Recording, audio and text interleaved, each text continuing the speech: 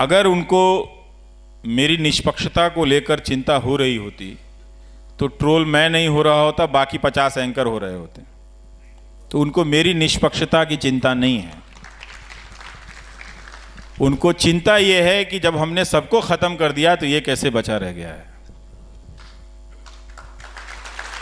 तो वो हताश हैं। मेरे बचे होने के को लेकर या मेरे जैसों के बचे होने को लेकर वो हताश हैं। तो वो गालियां देते हैं, ट्रोल करते हैं। अगर मैं कहूं कि इसका कोई भी असर नहीं होता है तो ये ठीक बात नहीं होगी। अगर असर नहीं होता तो हम कहते भी नहीं।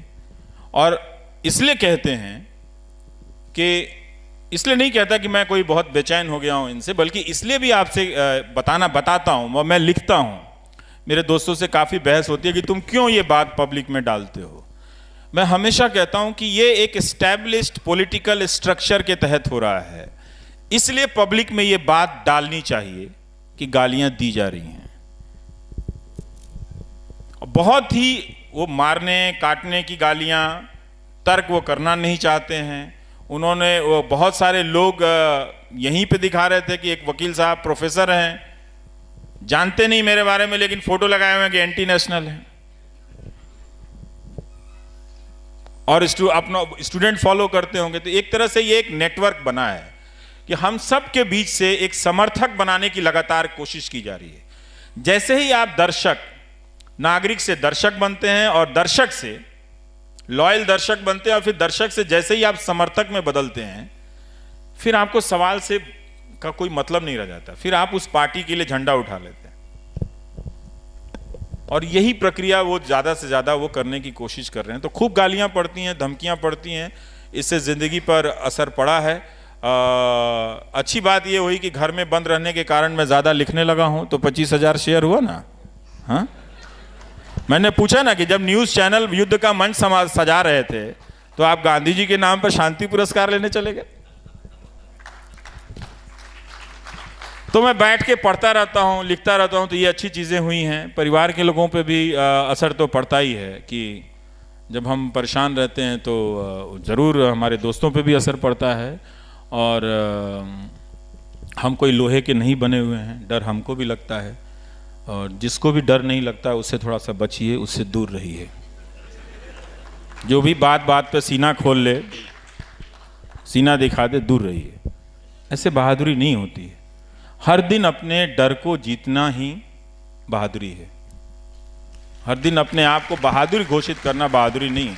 और वो सारे ट्रोल करने वाले, गालियां देने वाले क्यों अंत में जाकर ये सवाल पूछते हैं कि आप एंटी मोदी क्यों हैं। हम कहाँ एंटी मोदी, हम तो मोदी की मदद करते हैं सवाल पूछ के, ताकि समय पे पता चल जाए। तो बहुत ही खराब हालत है मीनाक्षी। और ये सामान्य, मैं यही सोचता हूं कि आम नागरिक के अंदर जब ये भय बैठता होगा तो वो कितना भयानक होता होगा। मुझे तो फिर भी इसकी आदत हो गई। अगर आपके फोन पे कोई 4 दिनों तक लगातार हजारों की संख्या में फोन और 3,000 से ज्यादा मैसेजेस भेज दे गालियों के, उनको देखना, उनको डिलीट करना, सबको एक बार में नहीं कर सकता क्योंकि पहले के कुछ मैसेजेस बहुत ज़रूरी होते हैं, उसको रखना पड़े, इसलिए आप सबको एक साथ बल्क में डिलीट नहीं कर सकते हैं। उनको डिलीट करने के लिए ही मुझे रोज़ 3-3 घंटे 4-4 घंटे बैठकर ये करना पड़े, तो ये वो काम कर सकते हैं। तो इसीलिए उन्होंने क्या किया है कि इसके ज़रिए पब्लिक के बीच में ही पब्लिक को एक दीवार बना दिया है।